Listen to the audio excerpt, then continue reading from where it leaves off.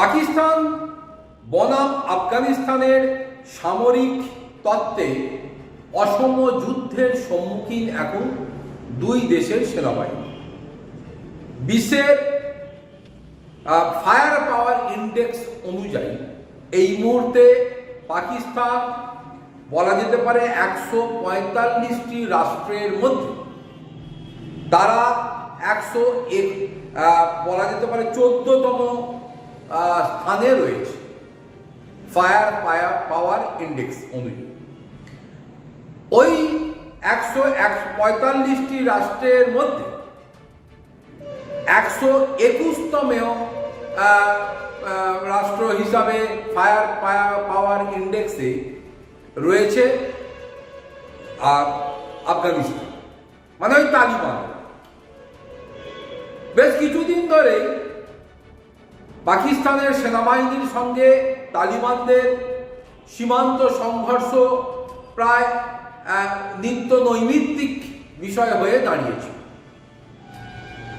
দুপক্ষের প্রায়শই যে গুলি বিনিময় হচ্ছিল সেটাতে আর আশ্চর্য হওয়ার কিছু ছিল না, কারণ আফগান পাক বর্ডারে তালিবানদের সঙ্গে পাকিস্তানের বর্তমান যে সম্পর্ক, সেই সম্পর্কের নিরিখে গোলাগুলি চালানোটা এখন প্রায় নিত্য নৈমিত্তিক হয়ে উঠেছে।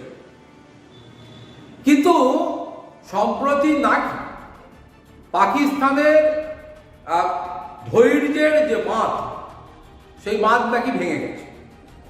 তাই এবার পূর্ণ শক্তি দিয়ে ওই তাদের আফগান পাক বর্ডারে উৎপাত চালানো তালিবানদের সবক শেখাতেই নাকি এবার পূর্ণ শক্তি প্রয়োগ করে দমনপীড়নের রাস্তায় চলেছে বা এগিয়ে চলেছে পাকিস্তান। ইতিমধ্যেই তারা বিভিন্ন অত্যাধুনিক যে সমস্ত ফাইটার জেট এই মুহূর্তে ভারতের বিরুদ্ধে ব্যবহার করার জন্য তারা ব্যবস্থা করে রেখেছে বা রেখেছিল, সেগুলোকে এখন পাক বর্ডারে, ওই আফগান পাক বর্ডারে তালিবানদের দমন করতে সেগুলোকে এখন সেখানে নিয়ে যাওয়া হয়েছে। পাশাপাশি ট্যাঙ্ক, সাঁজোয়া গাড়ি, রকেট লঞ্চার, অর্থাৎ পুরোদমে যুদ্ধের একটা প্রস্তুতি নিয়ে এই মুহূর্তে পাকিস্তান সেনাবাহিনী তালিবানদের বিরুদ্ধে এই ব্যবস্থা নেওয়ার জন্য তারা পুরোপুরি সমরাস্ত্রে সজ্জিত হয়ে গেছে। বলা যেতে পারে সামরিক সংঘাতে ইসলামাবাদ এবং কাবুল গত 22শে ফেব্রুয়ারি রাতে আফগানিস্তানের নঙ্গরহার এবং পক্তিকা প্রদেশে পাকিস্তানের বিমান হানার পর থেকেই এই উত্তেজনা ছড়িয়েছে। শুধু তাই, 24শে ফেব্রুয়ারি রাত থেকে বিক্ষিপ্তভাবে সীমান্ত সংঘর্ষে জড়িয়ে পড়ে দুদেশের সেনাবাহিনী। আর বৃহস্পতিবার রাত থেকে 2670 কিলোমিটার বিস্তৃত ডুরান্ড লাইন বিভিন্ন এলাকায় কামান, মাল্টি ব্যারেল রকেট লঞ্চার, সাঁজোয়া গাড়ি বহর নিয়ে কার্যত সম্মুখ সমরে এবার পাকিস্তান সেনা। এবং উল্টো দিকে আফগানিস্তানের শাসক তালিবান বাহিনীও পুরোদমে প্রস্তুত হয়ে দাঁড়িয়ে রয়েছে। ফলে পাকিস্তান এর সঙ্গে আফগানিস্তানের তালিবান বাহিনীর পুরোদমে যুদ্ধের প্রস্তুতি দুপক্ষের প্রায় সারা হয়ে গেছে। এবার শুধু বারুদে অগ্নিস্ফুলিঙ্গ দিলেই হয়। আর শুক্রবার সকালে পাক প্রতিরক্ষা মন্ত্রী খাজা মোহাম্মদ আসিফ জানিয়েছেন, আফগান সীমান্তে শুরু হওয়া সেনা অভিযান, যার পোশাকি নাম অপারেশন গজব লিল হক, তার একটা নাম দিয়েছে, আদতে তালিবানের বিরুদ্ধে পূর্ণাঙ্গ যুদ্ধ হিসাবে তারা দেখছে। এবং তিনি বলেন, আমাদের ধৈর্য ফুরিয়েছে, এখন সরাসরি যুদ্ধের সময় এসে উপস্থিত হয়েছে।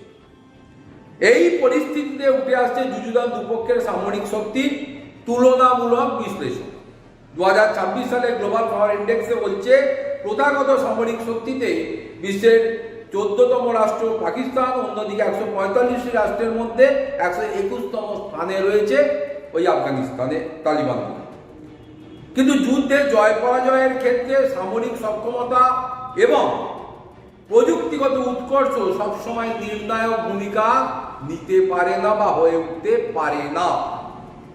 আমেরিকার মতো মহাশক্তি আফগানিস্তানে আগ্রাসন যখন চালিয়েছিল, বা অন্যদিকে সোভিয়েত ইউনিয়ন যখন ওই পাকিস্তানের তালিবানদের বিরুদ্ধে আগ্রাসন চালিয়েছিল বা আক্রমণ করেছিল, তারাও কিন্তু সফল হয়নি। তাদেরকেও ওই অত্যাধুনিক সমরাস্ত্র নিয়েও পিছিয়ে আসতে হয়েছে, ফিরে যেতে হয়েছে। ফলে পাকিস্তানের যা সমরাস্ত্র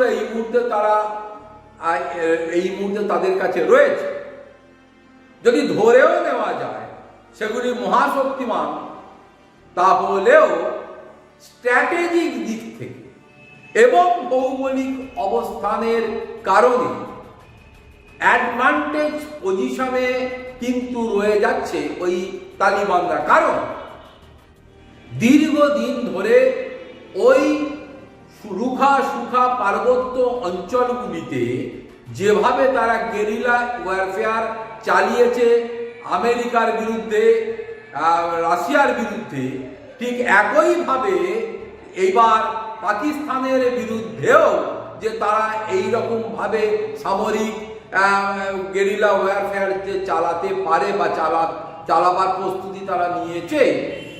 এবং পিন পয়েন্ট অ্যাকিউরেসিতে যতই অত্যাধুনিক ক্ষেপণাস্ত্র ছোড়া হোক, বা F-16 থেকে শুরু করে F-17 থেকে শুরু করে অত্যাধুনিক ফাইটার জেটকে সেখানে পাঠানো হোক, মনে রাখতে হবে ওই দুর্গম রুখা সুখা পার্বত্য অঞ্চলে পাথরের খাঁজে খোঁজে যেভাবে ন্যাচারাল বাংকার তারা সৃষ্টি করে রেখেছে বা তার অ্যাডভান্টেজ বিগত দিনে তারা নিয়েছে, ঠিক সেই খোপে খাপে বসে তারা তাদের যা পাওয়ার রয়েছে, ফায়ার পাওয়ার রয়েছে, যে সমস্ত অস্ত্রশস্ত্র রয়েছে, এমনকি আমেরিকা মনে রাখতে হবে আফগানিস্তানের মাটি ছাড়ার সময় থেকে যে পরিমাণ অত্যাধুনিক মানে এই কামান থেকে শুরু করে বিভিন্ন সমরাস্ত্র সেখানে ফেলে গিয়েছে, যদি সেগুলোকে ঠিকঠাক মতো তালিবানরা এই খোঁজ থেকে ব্যবহার করা শুরু করে এবং পুরোদমে তাদের অভিজ্ঞতা অনুযায়ী ওই গেরিলা ওয়ারফেয়ারটাকে কন্টিনিউ করে, তাহলে যে পাকিস্তানের কপালে দুঃখ আছে এটা কিন্তু পরিষ্কার। ফলে 1947 সালে স্বাধীনতার পর থেকেই পাক ফৌজের কাঠামো যা গড়ে তোলা হয়েছে এতদিন, সব কিন্তু এই ভারতের বিরুদ্ধে লড়াই করার লক্ষ্যে। এবার তাদেরকে মনে রাখতে হবে আফগানিস্তানের সঙ্গে লড়াইটা করতে হবে, যেখানে বিগত দিনে তাদের খুব একটা যুদ্ধের কৌশল বা যুদ্ধের পারদর্শিতা দেখানোর প্রয়োজন সেই অর্থে পড়ে।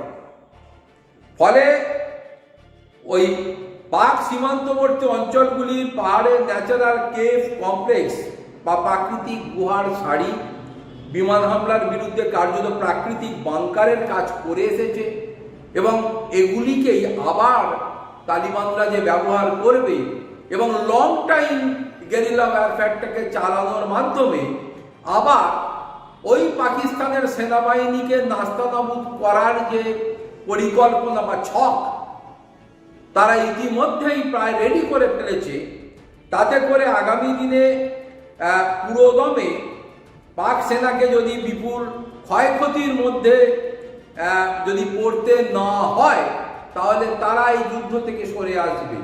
না হলে যদি পুরো দস্তুর যুদ্ধে পাকিস্তান নামে এবং পুরো পদাতিক বাহিনীকে তারা মার্চ করায়, তাহলে যে বিশাল আকারের ক্ষয়ক্ষতির মাধ্যমে তারা যে এবার পুনরায় মানে পাল্টা খেয়ে বাড়ি রাস্তা ধরতে হবে, এটা প্রায় পরিষ্কার।